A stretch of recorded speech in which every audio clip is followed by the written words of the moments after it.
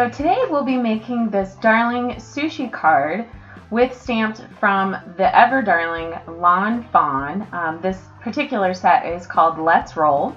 So I am starting with my central piece of sushi. There you can see I stamped it along with its face using Tuxedo Black from Memento ink by Tsuniko. And so I've got that first piece of sushi stamped there, and then I grabbed a Post-it note, stamped the image on it to create a mask so that I can do a little bit of layering. So here you can see on the right hand side, in addition to my head, I stamped a piece of sushi, and now I'm going to add this piece on the left hand side and a little bit so you can get a little bit of dimension on these. Add my little faces, and I just wanted to check and see the size for the little board. I went ahead and stamped a tiny piece of the little wasabi, and then I added the little wooden mat or stand that the sushi is on, and added the bowl for the wasabi.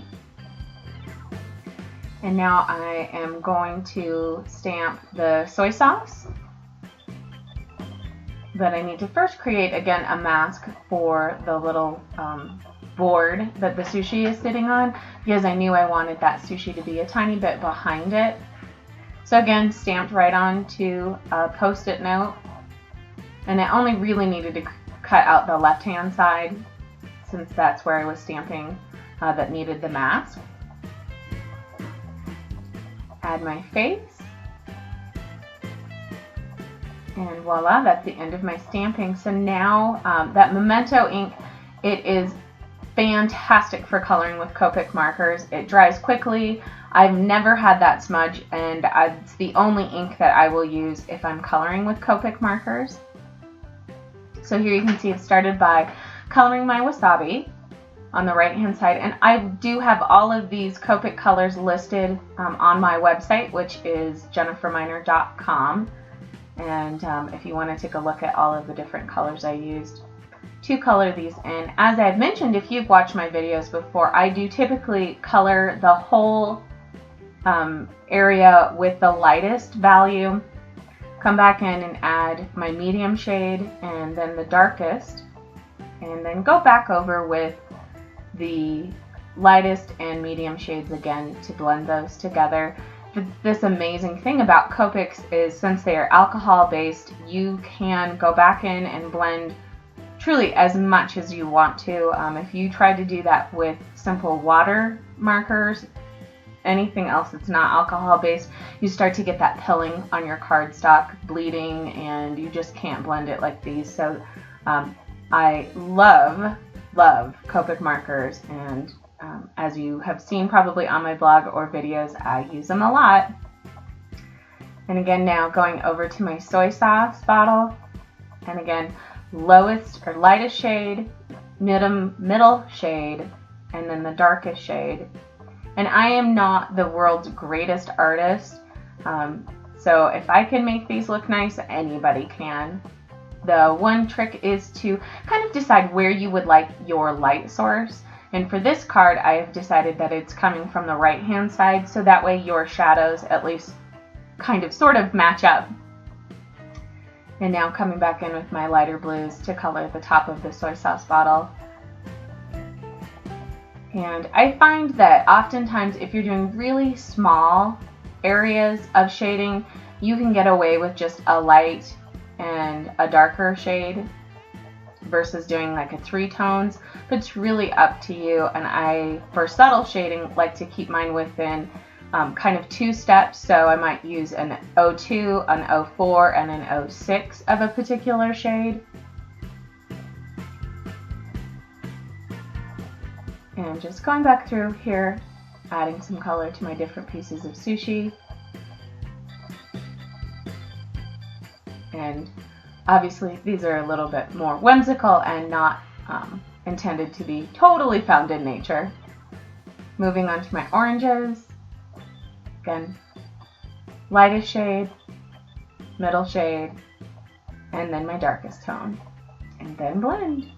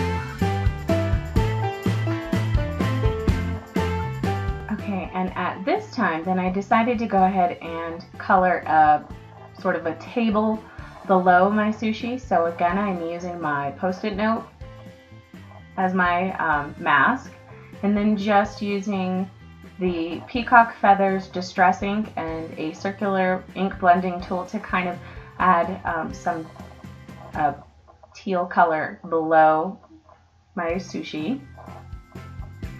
And then I went ahead and also in the peacock feathers stamped one of the accent pieces from this stamp set and added some of the hearts and picked raspberry.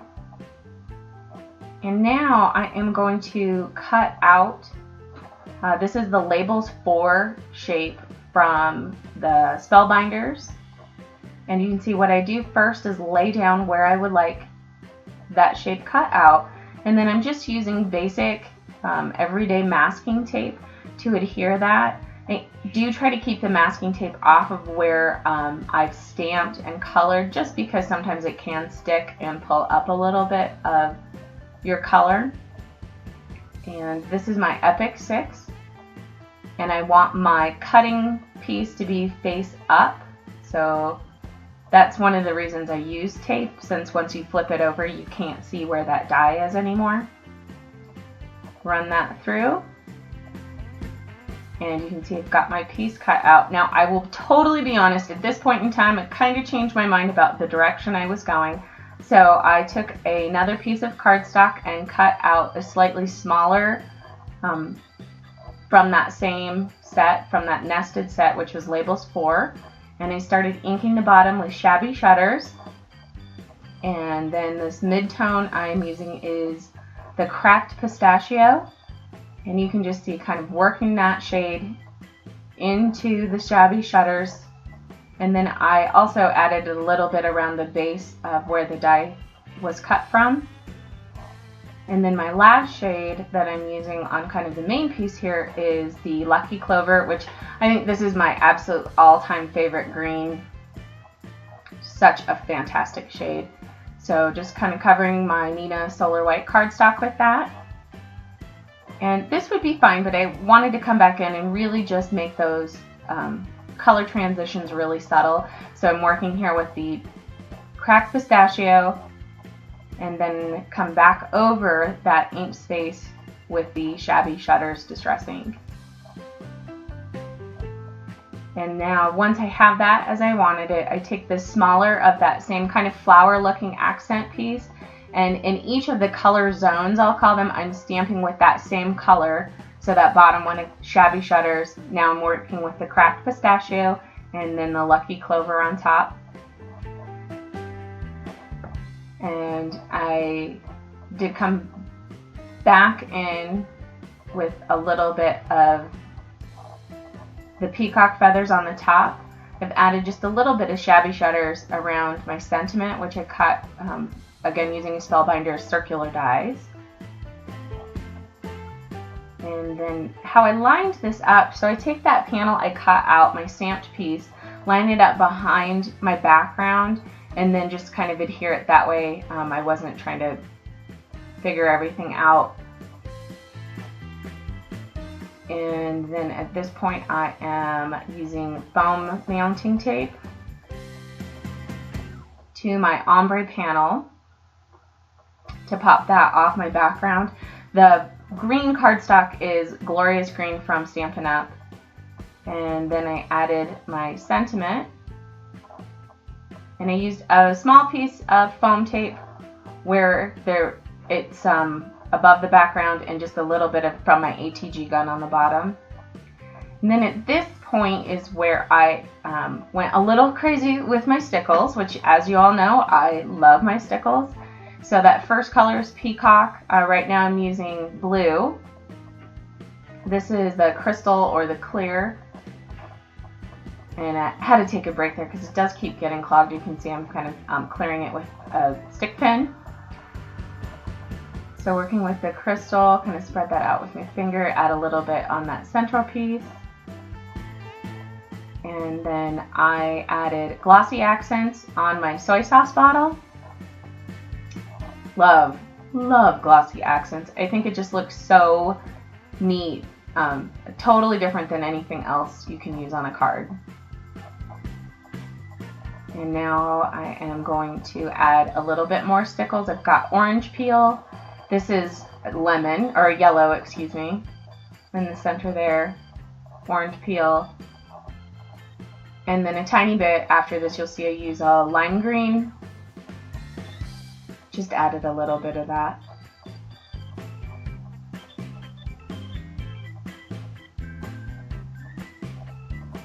On the pieces, and then on my hearts I used fruit punch stickles just to fill those in a little bit.